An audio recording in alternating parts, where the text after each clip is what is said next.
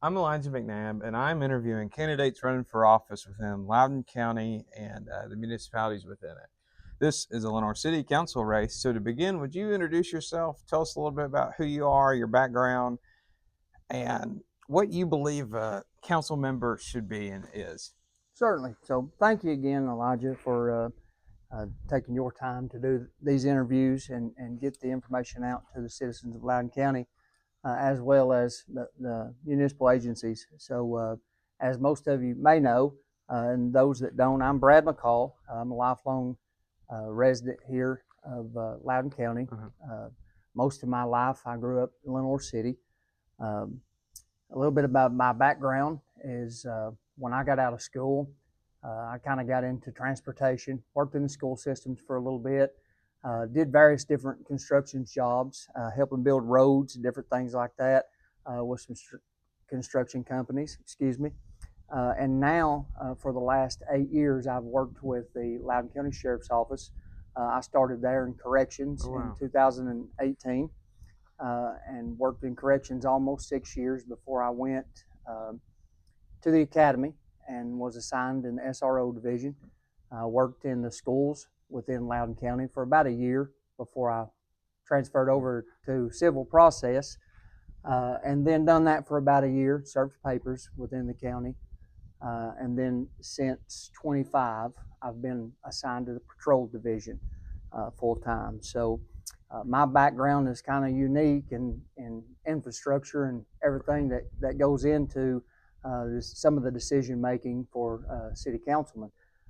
So, for me, the biggest thing I think that a councilman or a councilwoman's job is to look at the zoning regulations within their jurisdiction, as well as budgets, finances, things of that sort. So, I, for me, I'm running for city council because I believe our community deserves a strong, independent voice that will ask questions, listen to residents, and stand up for our taxpayers. For residents who may not be familiar with city government, can you explain what the city of Lenore City is responsible for? Who does the government serve, and how is it within Loudoun County, and how does that work? To answer the last portion first, who does the government serve? The government serves our people. Right. It's not. This is not a role to where we serve ourselves. And for me, I've had a lot of friends, a lot of church members that just straight up ask me the question, "Why in the world are you choosing a path in politics?" And for me, it's simple. I'm not trying to be a politician. I don't expect to gain anything. The only thing that I hope to gain is just another avenue to serve the community that I love and grew up in. But government at its core, the city government, it exists to provide the services and make decisions that directly affect the people who live and do business within the city. So that includes budgeting, infrastructure, planning and development, utilities, our municipal services, public safety, our streets, and other responsibilities as that is established by Tennessee law and the city's governing structure. So for us, it's not making a decision that's best for just me and my family. These decisions affect our community as a whole, and so I think when we make those decisions, we have to make those decisions with the community in mind. Speaking of community, I feel we hear this a lot. Maybe the echo chambers of social media, but how would you describe the working relationship between Lenore City and Loudoun County, as well as the neighboring municipalities? What's working well, and where, if anywhere, do you believe it could be improved? I definitely believe there's an opportunity to make those relationships even stronger. Lenore City and Loudoun County have many shared interests. That government overlaps, if you will, in some of the infrastructure, our growth and our transportation, public safety, our economic development as a whole, and future planning don't stop at a city limit sign. So being able to, when I think of government and the way that it's set up, I think of a collaborative effort. And so what that looks like to me is being able to bring your ideas, and your logic, and sit down and have a well thought out conversation with not only city leaders but county leaders alike. There's definitely, it appears, if you look at social media, there's contention among some city and county leaders, and I'll be honest with you, there really isn't a need for that, because what happens is whatever our purpose is for that, it affects Loudoun County as a whole, cities too, and even Loudoun City. Yeah. We ought to be able to sit down with one another and make the decisions that are best for Loudoun County as a whole. Can you kind of give residents a snapshot? Because you mentioned earlier budgeting is a part of council. Can you give us a snapshot of where you believe city finances are right now and where you'd like them to be moving forward? Well, I'll be honest with you. I've tried to look for some financial records, and the last records that I saw available on the city website was, I believe, from the year 23 and 24.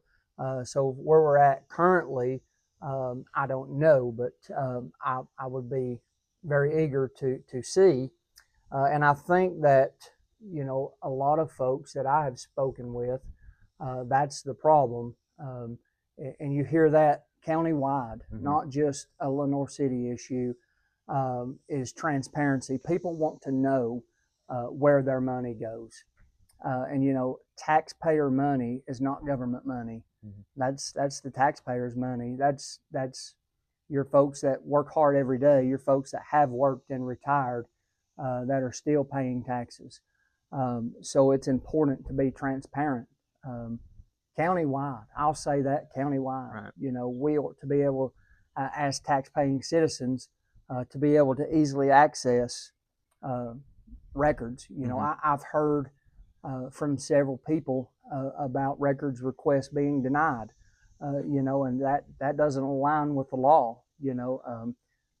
Municipalities and certainly county leaders, there is underneath TCA some reasons why those records can be denied, but those denials have to be given. You can't just tell someone no. So, is things being hid? I don't know. I'm not going to make that allegation. Okay. But what I can say is when we're not fully transparent with things, it certainly makes it look that way. It certainly puts that kind of suspicion in people's mind. And I think that residents of Lenore City, they expect to be able to know where money's going, how's it being spent, and people want to be involved. The whole flock deal that's going on right now. I think the biggest issue there is people didn't realize what was being done. They didn't fully understand what flock was, and as it's come out, it's kind of been a huge backlash, and rightfully and understandably so. We have to be able to understand where people are coming from and their concerns, but had they known this on the front end and been given an opportunity to make a decision on it, I think that it would have been a better outcome. Politics often receive more attention than policy. As a member of Lenore City Council, you represent residents regardless of political affiliation. How much does your personal political philosophy influence the way you govern? How do you ensure you're serving the entire community?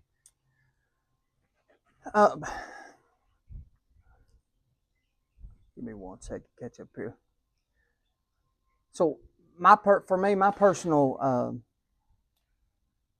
values certainly influence who I am, but my responsibility as a councilman would be to represent every resident of Lenore City.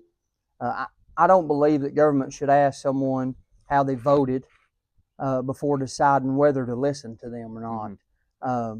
I will have principles, but I'll also listen. And there's one side that I'll consistently choose, and that's the side of the taxpayers. Even when I make decisions in my own life, I'm not a decision maker on the fly. I like to consult everybody that it's going to affect, get opinion, and you got to be careful with that because sometimes you might get an opinion you don't want. But still, you've got to be willing to think outside the box, if you will.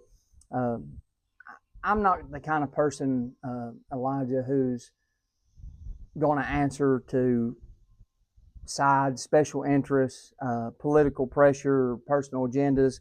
I'm not trying to get into all of that.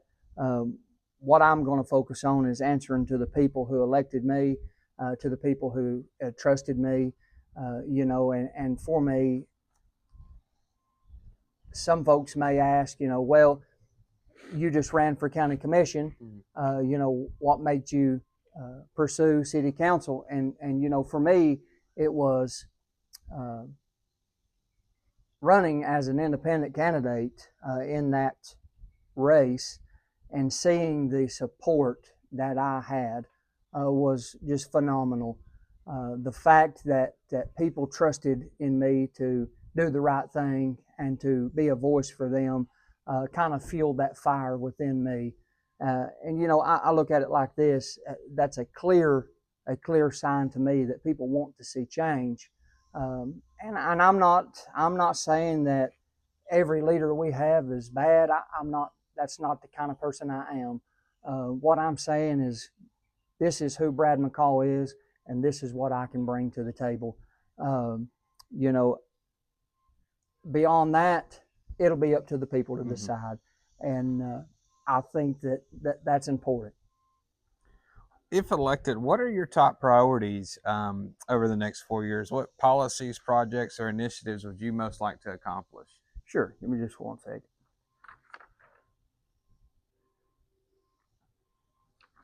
So for me, my priorities are straightforward. Number one, accountability. I think that it's important for government to be accountable from the top all the way to the bottom. Responsible spending. Like I said, when we look at budgets, when we look at making decisions that cost money, that is taxpayer funded, we ought to look at it the same way and as careful as we would our own budget. I know for me, I have a rather large family. I can't just go out and just spend all willy-nilly, if you will, and however I want to. I have to be very careful and make sure that my family is taken care of first, and our people have to come first.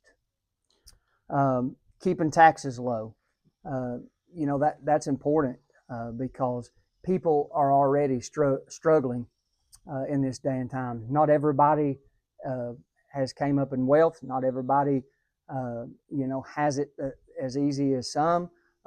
For some families, it is a struggle. Yeah. It is a struggle for a mother who's single to raise her children. And these are the folks too that we have to think about. So keeping taxes low, responsible growth. Our growth cannot outweigh our infrastructure. It seems like, and growth isn't bad. A lot of times you'll talk to people and some will be absolutely for it and some will be just dead set against it. It's going to happen. There's not anything that you can do or I would even say should do to completely try to shut it out, but definitely there are things that we can do to slow down and ensure that our infrastructure and things isn't overcame by that. It seems we've been constantly trying to play catch up on some things, and if we don't take care of roads, we don't take care of utilities, we'll definitely be in worse shape. And then our infrastructure and essential services. And, it's like I said, I can't stress it enough. I think we all know how congested 321 can get, especially there's times it seems like it's that way in the middle of the day, not just what we would consider rush hour. It's everybody has their own life and people are trying to get places. And when you just keep packing stuff on and keep adding more and the roads are the same, it's hard for people to navigate. better cooperation between our governments and the community. So those things are my top priorities. That's where Brad has looked, and I think we could do better. I want us to make decisions based on long-term consequences rather than short-term political wins. I also want the taxpayers to feel that they have a seat at the table and that their concerns are actually being heard. You spoke about some challenges facing Lenore City, such as growth and infrastructure, things like that. On the other hand, what opportunities are you most excited about for the city? So, ask that again. I'm sorry. I want to understand what your question was. So we had kind of spoke about the growing pains and Hmm? infrastructure, but what are some things that you're looking forward that the city has coming, or you would like to come down the pipeline? I think that one thing that the city has going is we do have the parks. I mean, you look behind me. This is beautiful. This is a place where families can come and engage. But as we move into the colder months, for me, I would like to see uh, maybe some things that our kids can do that are indoors. We definitely have space for that. Um, and I'm a firm believer that if we don't tend to our young folks now, that definitely plays in to them getting with the wrong crowd, as we put it, or making decisions that the parents didn't really have in store for them. But if we can give them something to do, if we can reach out to our young folks at an early age, then we don't reach out when they get older Right. in other ways. Um, I remember when I was in high school, the skate park was huge. We would get out from school, and me and my friends would go down the skate park, and that was the place to be. So to be able to see, and I think those are tangible things that come back in to the community that the taxpayers can see where their money is going. So to be able to uh, give our some of our current parks that facelift, would be great. Growth and development continue to shape Lenore City. How do you balance attracting new business, housing, and investment, but preserving the character and the quality of life that the current residents value? So there's times when growth requires additional employees, services, but the answer shouldn't automatically be, we need more money. First, we should ask, do we need that position? Can existing resources be used more efficiently? Is the expense sustainable long term? And what service will taxpayers receive? Um, Responsible government doesn't mean refusing to spend money. Right. It means making sure that we're spending it for the right reasons. Um, what's going to best benefit our our community? Does that answer your question? Yeah. What major projects or initiatives do you hope Lenore City residents will see completed or substantially underway over the next 4 years, looking ahead? So my first priority would be making sure major projects are properly planned and financially responsible before we commit the taxpayers to them.